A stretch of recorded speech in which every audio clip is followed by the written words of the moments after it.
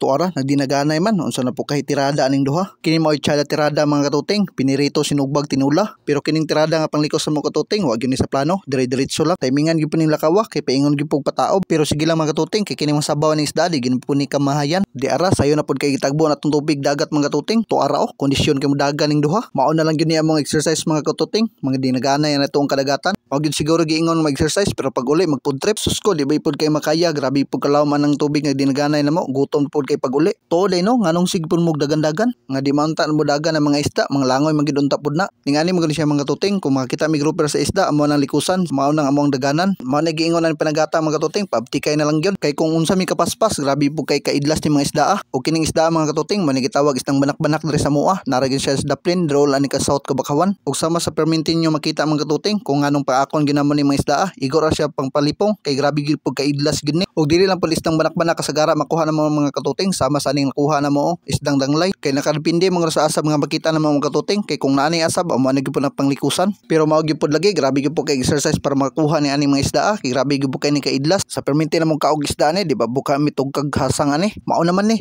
ang importante diha di ta makagasto og labas pa kay isda to ang makuha. Kay since D1 pa lang mga tuting, halos mga isda na gyud puro ato ang mga content. Mao naman ni isda tirada, presko pirmi, pero wala gi ko pugsa sa partner nga mga likos kung adlaw at warga po sa balay naghigda ron. Kay sama ani panagat ang mga tuting, kinahanglan pud siya hunas kay dili magyud pud pilig magdagandagan atong lawom na pud kaig manglapas pud sa tuwa. Unsa gun nagiingon nimo manglapas sa tuwa? Tubig ra gud o lagi ba klaruha gyud. Bitaw mga katuting, pusla na ana ta dire ato ana gyud panihurot ni atong oras ug panguha ning isda. Labon pa kay di pa pud kay lawom ang tubig. Ug syempre napaputay makuha nga pipila ka mga isda. O kini mga videoha mga tuting, taod-taod na gyud pud ning nakasave sa tong device ug karon na gyud pud nakahigayog upload. Ug balik na ta sa tong gibuhat mga tuting, nagsabot na mi sa partner ug mga luy na pero mura magsayang. Ato na po ni suliton kay murag makadagan papuntaan ning tubig. Pero sa inyo ang kita mga tuting, halos tagahawak na gyud pud. Di ara mga katuting ay nagsinapula na gyud pud itong mga kuhang isdang mga banak-banak. Nya unsa man kaya pa ba? Ipos ta mga katuting, taob na kayo. Lawom na. Wa pa tao.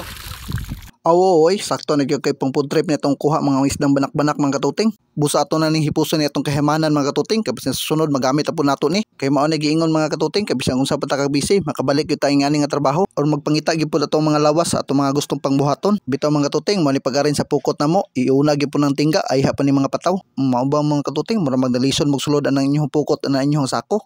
Aksyon magbiya, magunsa na pud kaning isa. Napay ko no. Tag rabbit fish banak sagara basta diri sa mangrove dool ano danglay goods na kay ni lagi mao naman ni di ara mao ni tanan kuha na to mga katuting, ready for food trip na ni. Tinula sinugba kinilaw gamay hasta gipon tiadaha, iguo na lang gyud ni mao naman ni.